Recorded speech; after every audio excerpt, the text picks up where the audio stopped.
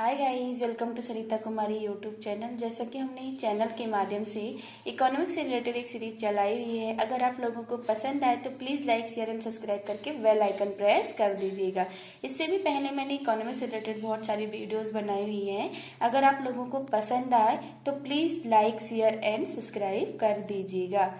तो चलिए, आज का हमारा टॉपिक है मांग तथा मांग का नियम, demand and law of demand. तो इसमें सबसे पहले हमें जान लेंगे कि मांग होता क्या है। मांग का सीधा अर्थ होता है इच्छा से।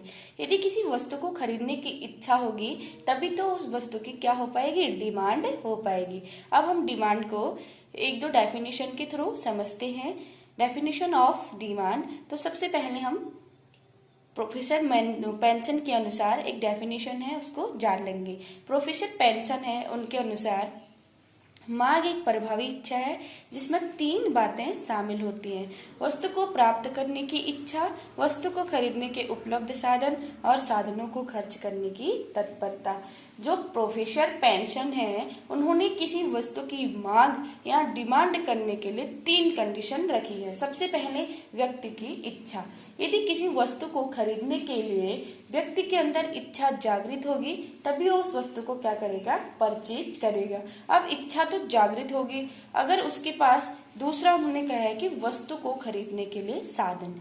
अब व्यक्ति की इच्छा तो जागृत होगी, अब उस वस्तु को परचेज करने के लिए उसके पास क्या होना चाहिए, साधन या मनी होना चाहिए जिससे वो किसी वस्तु को खरीद सके। ठीक। तीसरा होता है साधनों को खर्च करने की तत्परता। हमारे सोसाइटी में बहुत सारे ऐसे लोग भी होते हैं जो क्या करते हैं, उनके पास पैसा होने के बावजूद भी वो वस्तु को क्रय करने के लिए तत्पर नहीं होते हैं। तो ऐसी कंडीशन में व्यक्ति को किसी वस्तु को खरीदने के लिए तत्परता होनी कंपलसरी है, जिससे क्या होगी, डिमांड बढ़ेगी। तो उनके अनुसार वस्तु को खरीदने की इच्छा होनी चाहिए, दूसरा साधन होना चाहिए, तीसरा तत्परता होनी चाहिए। तभी हम क्या कर सकते हैं, किसी वस्तु की डिमांड कर सकते हैं या फिर मांग कर सकते हैं। अब हम दूसरी डेफिनेशन देखेंगे प्रोफेसर जेएल मिल के अनुसार। ठीक। उन्होंने कहा है कि मांग का संबंध मूल्य से होता है। मांग शब्द का अभिप्राय मांगी गई मात्रा से लगाया जाना चाहिए जो कि एक निश्चित मूल्य द्वारा क्रय की जाती है। मांग की मात्रा स्थिर मात्रा नहीं होती, यह तो सामान्य मूल्य के साथ बदलती रहती है। जो प्रोफेसर जेएस मिल हैं, उनका ये कहना है कि जो डिमांड होती है, डिमांड एक जगह स्थिर नहीं होती, वो क्या करती है, कीमत के साथ परिवर्तन होती रहती है। यदि किसी वस्तु की कीमत बढ़ेगी तो उसकी मांग में क्या हो जाएगी, कमी हो जाएगी। देन इसके अपोजिट, यदि किसी वस्तु के कीमत में कमी होगी तो क्या हो जाएगा, उसकी मांग में वृद्धि हो जाएगी। ठीक। तो ये थी डेफिनेशन। अब हम ये जान लेंगे कि मांग के प्रकार यानी कि काइंड्स ऑफ डिमांड। मांग के तीन प्रकार होते हैं, इसको तीन भागों में कैटेगराइज करा गया है। कौन कौन से, मूल्य मांग, प्राइस डिमांड, आय मांग इनकम डिमांड, आड़ी या तिरछी मांग यानी कि क्रॉस डिमांड। ठीक है। सबसे पहले हम देख लेंगे मूल्य मांग। मूल्य मांग अन्य बातों के समान रहने पर मूल्य मांग वह मांग है जिसे एक उपभोक्ता एक निश्चित समय में विभिन्न कल्पित मूल्यों पर खरीदने को तैयार रहता है। यहाँ अन्य बातों समान रहने का अर्थ है कि जब उपभोक्ता किसी वस्तु की मांग करता है तब उसकी रुचि, आय, फैशन आदि में परिवर्तन नहीं होना चाहिए। ठीक। यदि कोई व्यक्ति क्या कर रहा है, किसी वस्तु को परचेज करने की सोच रहा है या उसकी डिमांड कर रहा है तो उसकी क्या होनी चाहिए, इच्छा और आय और जो फैशन है वो परिवर्तन नहीं होना चाहिए। अगर ये चीजें परिवर्तित हो गई तो वस्तु की मांग नहीं हो पाएगी। ठीक है। जो वस्तु की मांग होती है उसकी कीमत पर निर्भर करती है। ठीक है।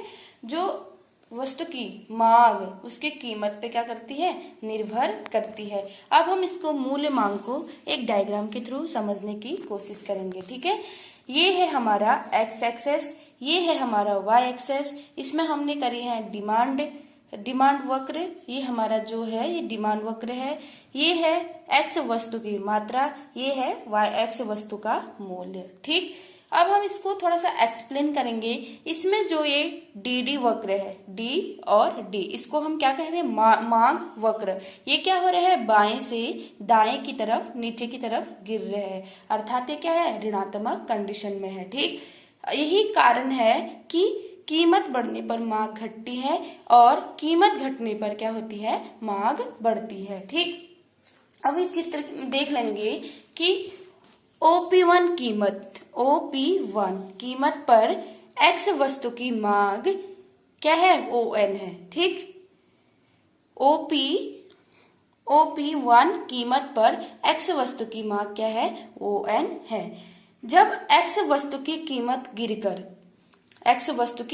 गिरकर OP हो जाती है तो उसकी मांग बढ़कर क्या हो जा रही है, ON1 हो जा रही है। ठीक, तो वस्तु की कीमत में कमी से मांग वक्र का जो E1 बिंदु है, जो E1 बिंदु ये है, E1 बिंदु खिसक कर क्या आ जा रहा है, E पर आ जाता है। यानी कि जो E बिंदु होता है इसको हम क्या कहते हैं, संतुलन का बिंदु कहते हैं।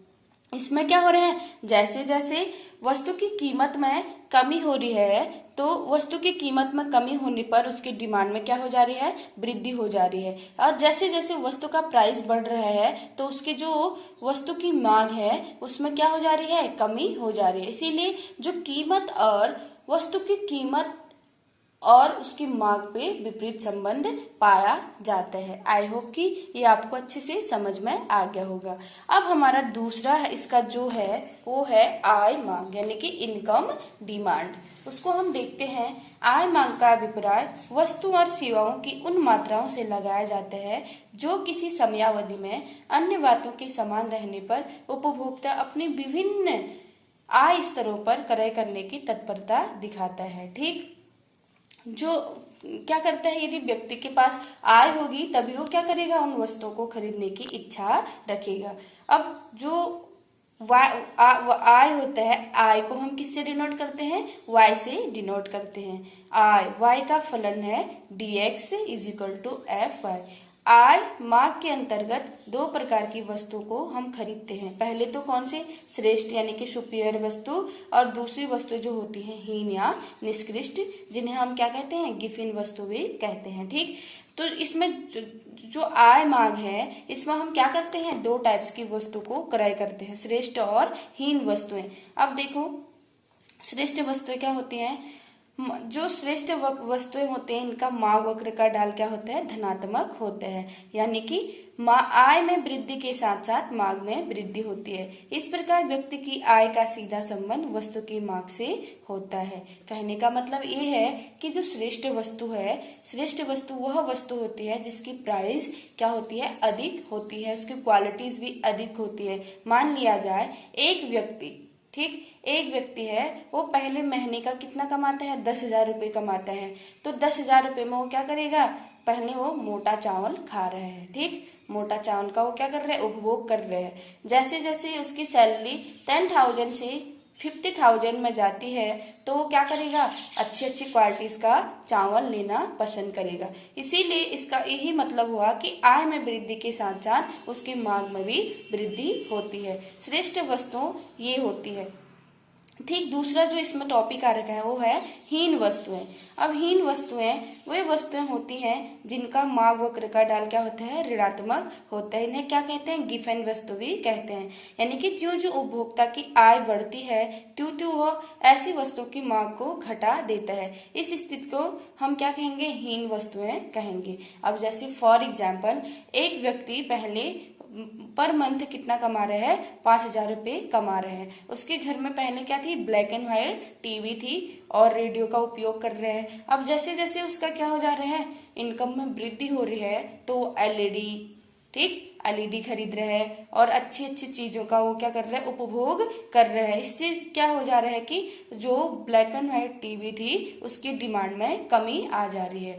तो इसमें क्या होता है, जैसे जैसे उपभोक्ता की आय बढ़ती है वैसे वैसे इन वस्तुओं की क्या हो जाती है, मांग में कमी हो जाती है। यही हीन या क्या कहलाती है, गिफिन वस्तुएं कहलाती है। अब तीसरा हम देखते हैं आड़ी या तिरछी मांग। ठीक है, क्रॉस डिमांड। आड़ी या तिरछी माग का अर्थ एक वस्तु के लिए माग की उन मात्राओं के परिवर्तन से है जो उस वस्तु की विशेष कीमत से परिवर्तन न होकर के अन्य संबंधित वस्तु की कीमत में परिवर्तन के फलस्वरूप होते हैं। दूसरे शब्दों में एक्स वस्तु की मांग वाई वस्तु की कीमत पर निर्भर करती है, या एक्स वस्तु की मांग वाई वस्तु की कीमत का क्या होती है, फलन होती है। इस प्रकार की मांग प्रतिस्थापन वस्तुओं अथवा पूरक वस्तुओं के संदर्भ में पाई जाती है। ठीक, अब इसमें एक शब्दार्थ है कि प्रतिस्थापन वस्तुएं क्या होती हैं, जो तिरछी या आड़ी मांग होती है वो दो वस्तुओं के संदर्भ में पाई जाती है। कौन कौन सी? प्रतिस्थापन वस्तुएं और पूरक वस्तुएं। इससे भी पहले जो हमने आय मांग पढ़ी थी वो किसके संदर्भ में थी?